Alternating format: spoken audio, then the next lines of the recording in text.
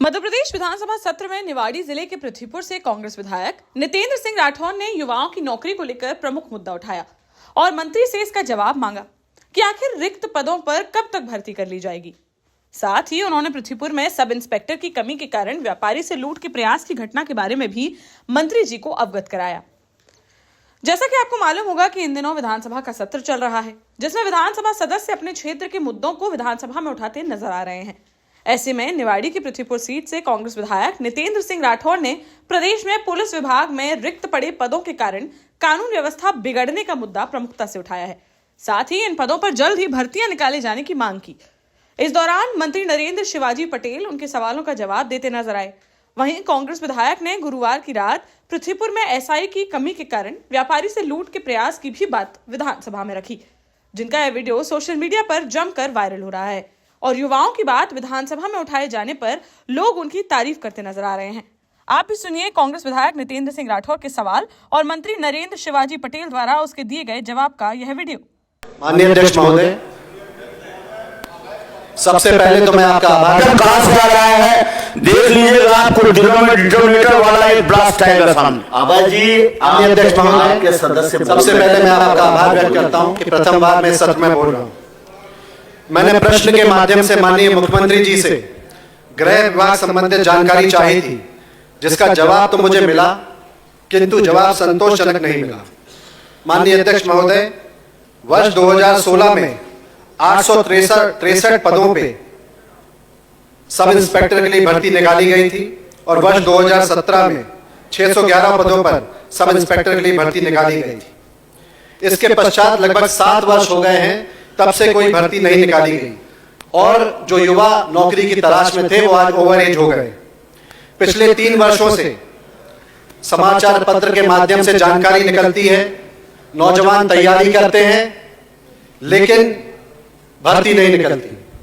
परेशानी नौजवानों को निरंतर बढ़ती जा रही है लेकिन कोई सुनवाई नहीं हो रही। माननीय अध्यक्ष महोदय, किसी के माता पिता जमा पूंजी तोड़ते हैं, अपना मकान गिरवी रखते हैं, जमीन गिरवी रखते हैं कि उनके बेटे की या बेटी की नौकरी पुलिस में लगे। सरकार से आग्रह है कि अगर भर्ती नहीं दे सकते तो स्पष्ट मना कर दें, झूठी घोषणाओं के माध्यम से युवाओं को छलने का कार्य न करें। माननीय अध्यक्ष महोदय, आप यकीन नहीं करेंगे कि 3 दिसंबर से लगातार हमारे नौजवान साथी कहीं ट्विटर के माध्यम से, कहीं फोन के माध्यम से ये चाहते हैं कि इस बात को व्यक्तिगत रूप से उठाया जाए, सदन में उठाया जाए। क्या ये सच नहीं है कि प्रदेश में अपराध बढ़ने की वजह कहीं ना कहीं गृह विभाग में पुलिस आरक्षी और एसआई के पद जरूरत से ज्यादा खाली हैं? इस वजह से जी थोड़ा प्रश्न पे आइए प्लीज। मैं यही पूछ रहा हूं, क्या ये सच नहीं है कि प्रदेश में अपराध बढ़ने की वजह गृह विभाग में पुलिस आरक्षी और एसआई के पद जरूरत से ज्यादा खाली है? ये कब भरे जाएंगे? मेरा ये आग्रह है माननीय मुख्यमंत्री जी से। मंत्री जी बोले उसके पूर्व आज सदन की दर्शक दीर्घा में विद्यालय के छात्र भी उपस्थित हैं। ये सब भारत का भविष्य है, ये सदन उनका स्वागत करता है। माननीय मंत्री जी,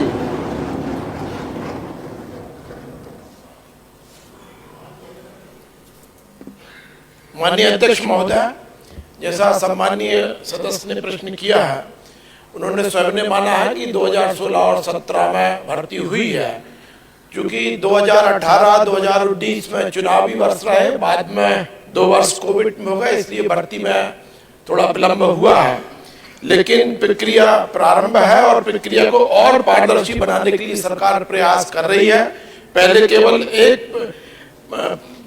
200 अंकों का सामान्य ज्ञान और भाषाई बोध पर आधारित परीक्षा होती थी और 10 अंक साक्षात्कार के लिए थे। अब उसमें थोड़ा परिवर्तन करते हुए सरकार ने पारदर्शी उसको बनाना चाहती है।